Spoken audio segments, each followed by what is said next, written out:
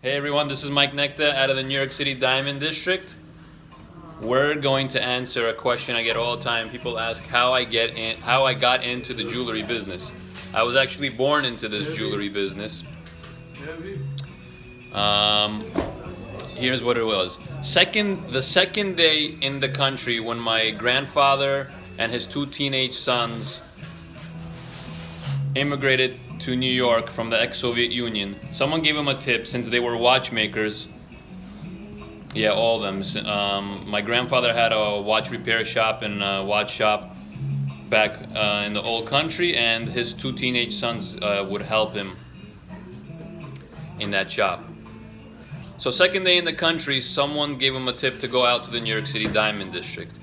All they had with them were just their tools, because when you were leaving the Soviet Union at that time, which was the mid-70s, you were considered to be like a traitor or a bad person. Can't really take too much of your wealth with you. You could just take like one gold ring and basically clothes on your back. So with their tools, they come out to the New York City Diamond District, they rent a booth at 55 West, and they start repairing watches. The first $5,000 my grandfather saved, he goes over to somebody and asks him for a recommendation on how to invest in and what to do. And that person told him, buy gold chains. And this is like the Mr. T days, the late 70s, gold chains were really popular. So he gets these gold chains. Someone was kind enough to tell him what was a hot seller, what wasn't, what to stay away from. So he gets this $5,000 worth of gold chains, and now he's really afraid of getting stuck with them. He goes over to somebody in the wholesale gold business and asks him, hey, how much would you sell that chain for? He says $10 a gram. He asks him, would you sell it for $9 a gram? He says no. Meanwhile, all these guys, including my grandfather, were buying it for about $5 a gram. So he understood that people are not giving discounts beyond more than $10, lower than $10 a gram. So he starts selling these things for $6 a gram, or even sometimes $5.50 a gram, because he was so afraid to be stuck with these chains.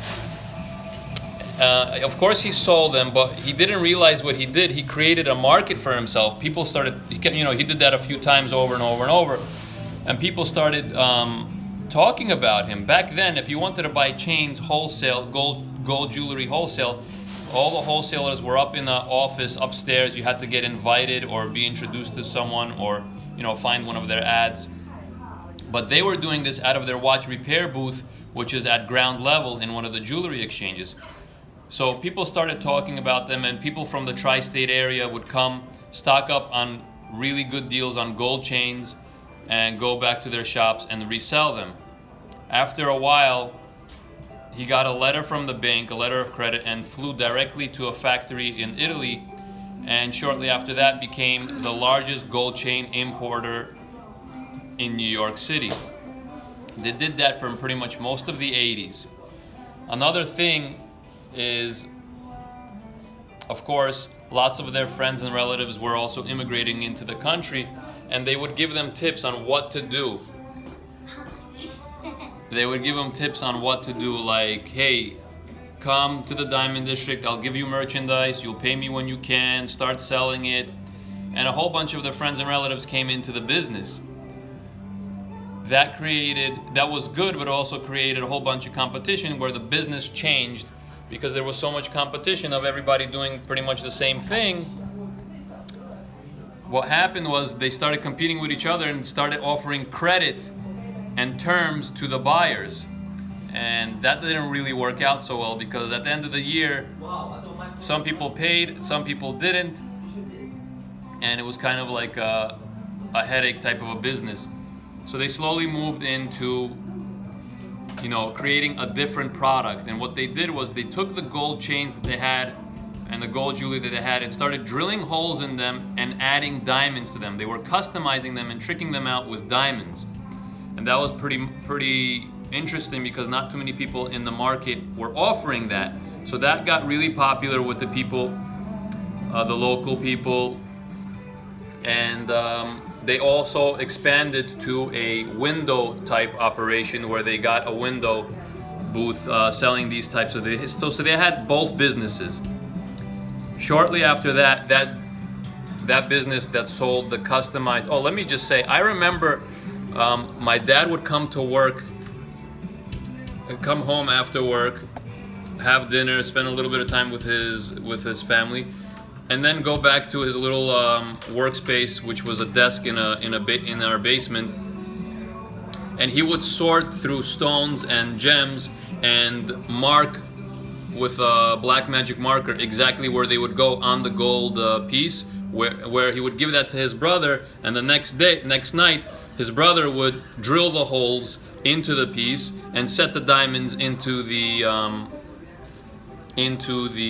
gold piece. Anyway, that business got really popular, so popular that one of their distant friends or relatives, offered them key money to buy them out and bought that business. That business was named after their mom, who passed away back in Russia at the age of 36. Let me just say, while I'm on that topic, that's how these two teenage boys knew how to repair watches, because while their father was running around trying to help his sick wife get the right medicine or medication, they had to fill in for him at his shop, because medication was really something, a simple type of sickness that would be easily dealt with in the United States, but in Russia, she unfortunately died. She left 3 young children behind, and that was one of the reasons that, not the only reason, but one of the reasons that my grandfather said he had to get out of there. He had to get out of Russia, because she could have lived if she would have just been in a country where, you know, they had the right type of medication or medical attention. Anyway, he was traveling all over and talking to different people trying to save her, and obviously he didn't, and that really affected the entire family, especially him. So, what was I saying? So, that business that was named after the mother got sold. And shortly after that, about 8 months later, they expanded into another business, also diamond related, where they started creating engagement rings and wedding bands, bridal jewelry. At that point, they were still selling jewelry on a wholesale level. So they're making these items, were selling them to other stores. Fast forward to when my generation got involved, myself and my cousins, we took the family business and made it a little bit more end user friendly. We still give wholesale prices, but you can buy just one or a few pieces. There's no minimum order quantity, and you know, I'm a graduate gemologist of the GIA. I went through the schooling so I could educate somebody on how to choose the right diamond and things like that. That's pretty much the story. It's a family business. I'm sure I missed a few things, but I'm the type of guy that I believe it's better to get this video out there, and I can fix it later. I also have a picture here. Let me see if I could show you this. It's on the wall. There, this. This is like 1972. That's my dad and his younger brother. They're working on a watch. This is back in Russia. She has red eyes. All right, you could see that picture. That's my dad. Look at that cool watch he's wearing. They're teenagers here, obviously.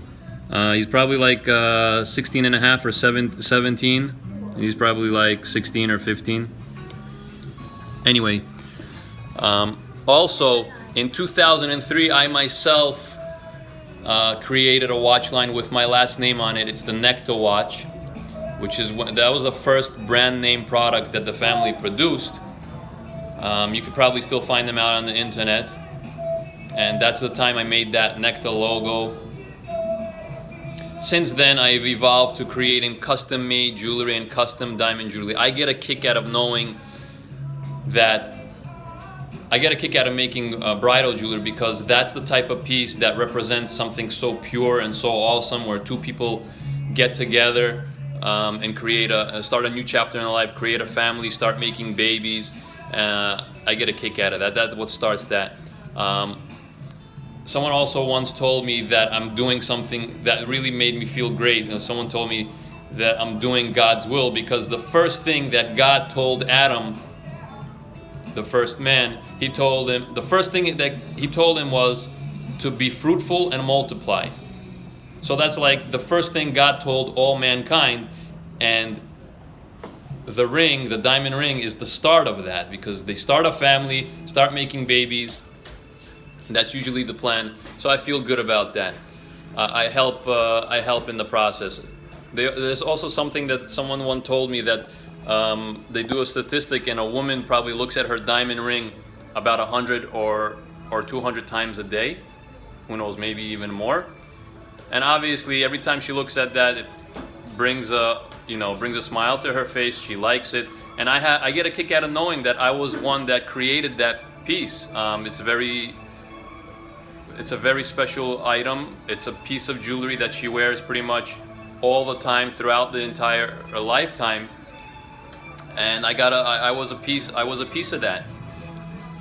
That's pretty much it. I hope you enjoyed this video. You can ask me questions and comment below. If you need to reach me, it's 212-921-4647. That's my cell phone number, 212-921-4647. I'm shooting this video straight out of the New York City showroom. We're out in the New York City Diamond District near Rockefeller Center and Times Square. If you have any questions about diamond jewelry, I'm here to help. I'm a graduate of the Gemological Institute of America. I enjoy educating people and putting them on the right path. And I'm not the type of jeweler that will push you in a particular direction.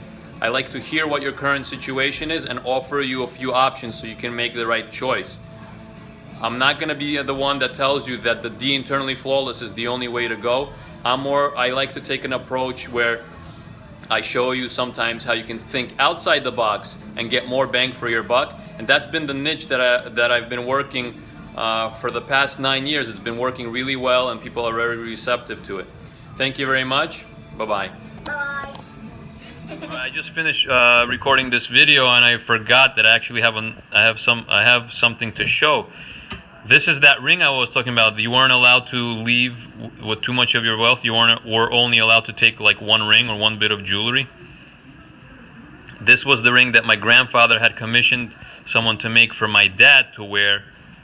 There some initials on there or whatever, and engravings. It's rose gold because that was the color of gold from Russia. Let's see if I could read the hallmark. I think I saw 585. That makes it the purity 14 karat. Oh my goodness, I think I see a star with a hammer and sickle inside.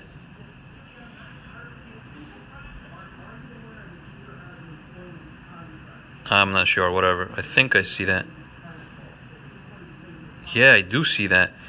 That's crazy. I never looked at it that closely. I'm using a magnifying glass with a light. Okay, anyway, so that's that gold ring that they used.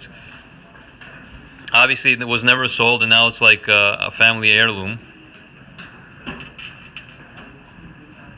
Yeah, that's a ring made in the ex-Soviet Union. These are hand engravings. That's an initial. I just weighed it, and it weighs less than 20 grams. And it's 14 karat gold, according to that stamp right there. Here's a portrait of my father, my late father. He's the reason I'm in this business today. I hope I'm making him proud. And this is a picture of my grandfather, uncle, myself, and my two cousins, who were all in the same business. All right, so these are some of the Nekta watches that I just mentioned. This was the first brand name piece that I did myself. I think I was like in my early 20s for sure. Maybe even 19. It's the logo on Nekta. Obviously, by the time my family got into the business, they weren't really doing watches, but I understood the history behind it, so I thought it would be cool to kind of bring us back into watches. So this was my first project. I don't really do too much of this type of work anymore. I stick to bridal engagement rings, as I mentioned. All these were limited production, very artistic, obviously. Real diamond, Swiss movement. I traveled the world for about 4 months to put together all the components to make all this happen.